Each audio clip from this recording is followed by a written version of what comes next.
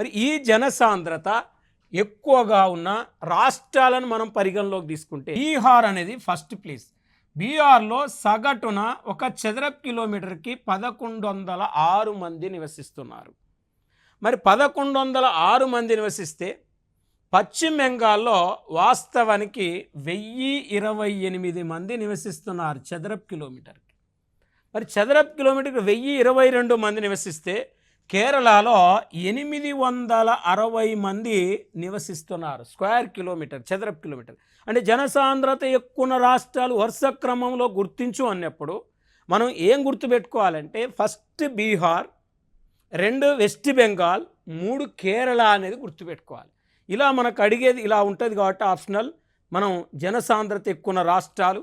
జనసాంద్రత తక్కువ రాష్ట్రాల్లో మనం చూస్తే Arunachal Pradesh lowest density population state India, second lowest Mizoram, third lowest Sikkim. అంటే అరుణాచల్ ప్రదేశ్, మిజోరాం, సిక్కిం జనసాంద్రత తక్కువ రాష్ట్రాలని. ఇక్కడ అరుణాచల్ ప్రదేశ్ రాష్ట్రంలో స్క్వేర్ కిలోమీటర్కి కేవలం 17 మంది నివసిస్తున్నారు.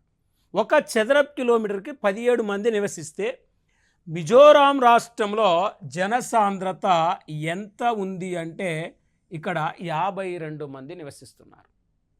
52 మంది నివసిస్తున్నారు ఒక స్క్వేర్ కిలోమీటర్కి. అదే ఇక్కడ సిక్కిం మనం తీసుకుంటే జస్ట్ సిక్కింలో ఒక స్క్వేర్ కిలోమీటర్కి 86 మంది నివసిస్తున్నారు.